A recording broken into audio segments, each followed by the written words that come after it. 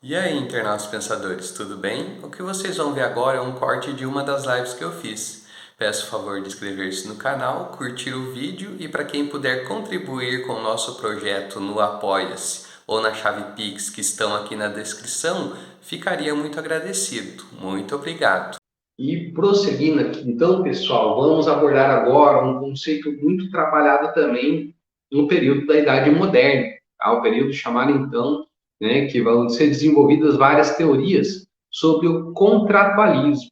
Tá? Nessa época, então, da Idade Moderna, né, ali na qual Maquiavel meio que faz parte também, Kant, né, os três maiores representantes aí, né, Hobbes, Locke e Rousseau, né, nessa época, né, da Idade Moderna, trouxe-se muito a ideia de que a sociedade, então, ela não é algo natural, né, porque tanto para Aristóteles, né, que fala que o homem, né, é um animal político por natureza, e aí Sócrates, Platão, né, pensadores da Idade Antiga e da Idade Medieval, vão trazer muita ideia de que, né, viver em sociedade é algo natural.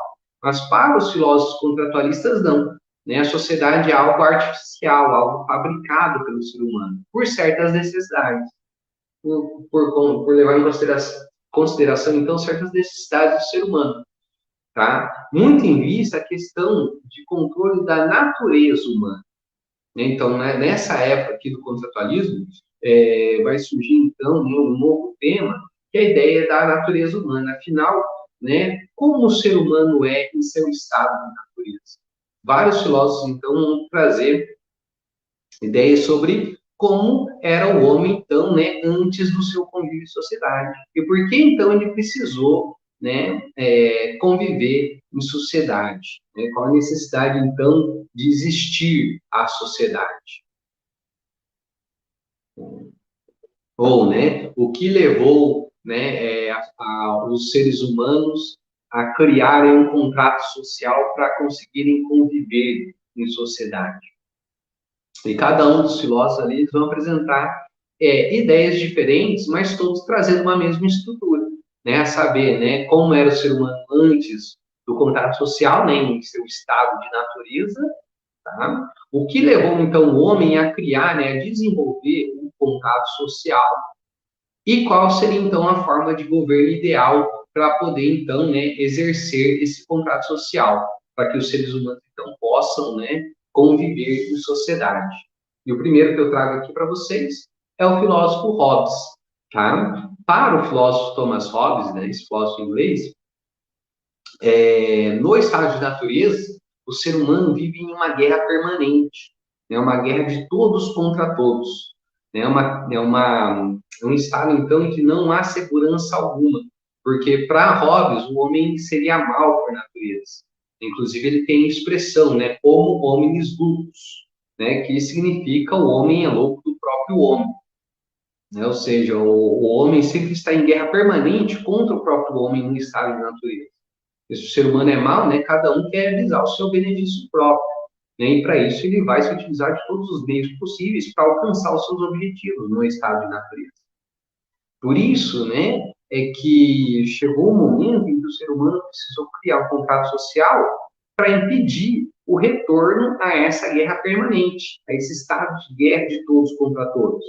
Então, Hobbes ele vai falar então que a sociedade veio para botar ordem na casa, né, para que nenhum ser humano, então, possa prejudicar nenhum outro ser humano.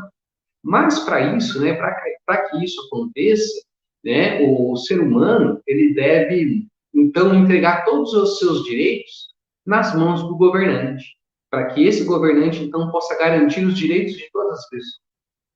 Né? Então, a ideia que, então, do Hobbes é que, para que o ser humano não volte ao estado de guerra de todos contra todos, né, nós devemos entregar todos os nossos direitos para o governante, para o Estado, porque daí esse governante vai trazer a ordem, vai devolver esses direitos agora com muito mais segurança, na qual então o outro não vai poder mais roubar os meus direitos, não vai então mais me prejudicar, né? Não vai mais entrar em guerra comigo. Por isso que, para o Hobbes, a forma de governo ideal seria o absolutismo, na qual, então, né, o governo ele tem que ser absoluto, o governante ele tem que ser absoluto. Né? Tanto é que o livro que eu Hobbes trata, né, sobre política, se chama Leviatã. Né? Leviatã é um monstro bíblico, né, na qual ele é um monstro marinho que, apesar de ser cruel, forte e absoluto, ele protegia todos os animais marítimos, né? Todos os animais então que vivem na água. E esse Leviatã, então, né? Ele está ali para botar ordem na casa. E por ser extremamente poderoso, né? Ele então que vai então impedir que os seres humanos então voltem a esse estado de guerra permanente. E para ele, então, né, esse governante, né, eles têm que se utilizar de toda a força possível, né, para poder exercer sua vontade.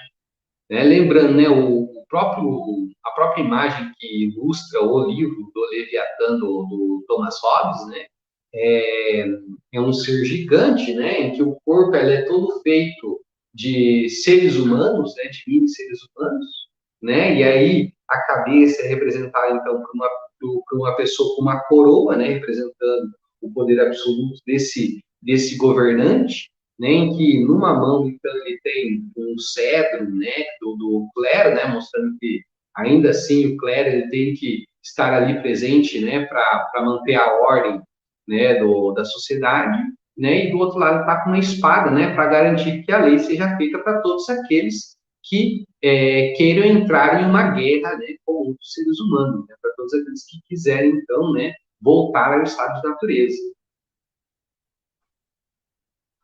Então, essa ideia de controle, né, para que não volte a esse estado de guerra de todos contra todos. Inclusive aqui, né, tem mais uma questãozinha bacana aqui para a gente trabalhar, né, sobre o Enem, sobre o contratualismo,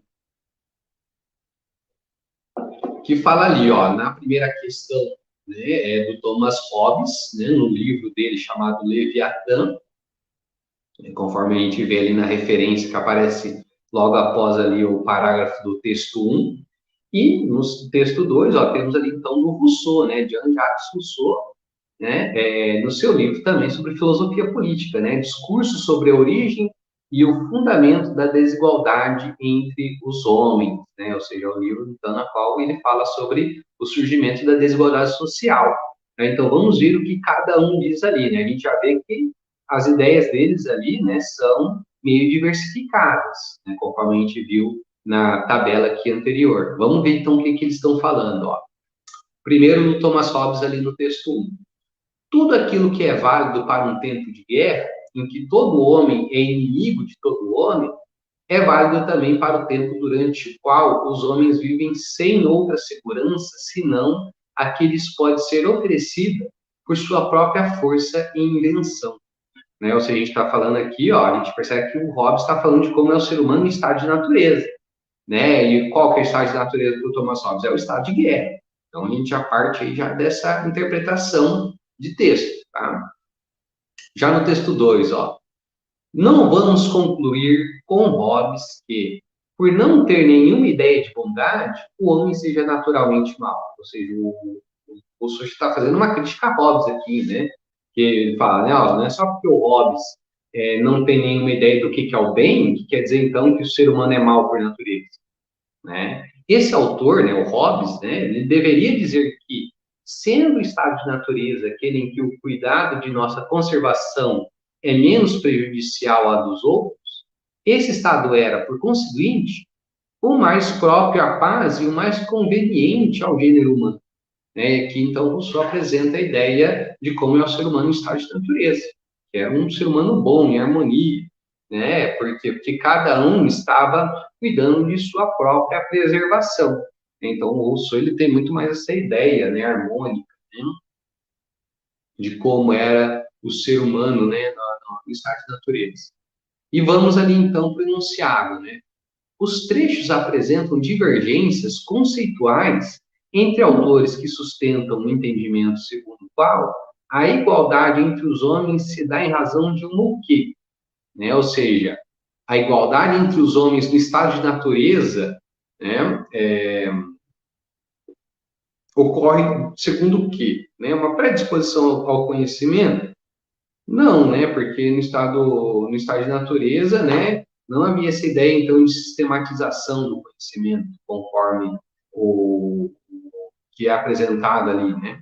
Submissão ao transcendente, né? Ou seja, aquilo que é religioso, né? Se a gente vê que a filosofia política da Idade Moderna vai apresentar essa separação entre Estado e religião. Então, mais dá essa ideia de que o ser humano tem que se submeter às ideias divinas, né, transcendentais. Tradição epistemológica, também não, né? Porque epistemologia diz respeito à teoria do conhecimento, e não é isso que está sendo cobrado ali na questão. E ali, ó, condição original, tá? Ou seja, o que é a condição original? É o homem em estágio de natureza. Aqui que a gente vê, então, a importância também do desenvolvimento do vocabulário, porque aqui não está falando, ó, estado de natureza, não está falando em questões de natureza humana, né? Mas se você pegar pela interpretação de texto, pelo vocabulário, a gente sabe que ambos ali os textos, né, está falando de como era o ser humano antes da criação da sociedade, em sua condição, então, de original, né, no convívio natural, né, no convívio com a natureza. Né, e isso a gente pode traduzir, então, também como condição original, como era o ser humano no estado de natureza.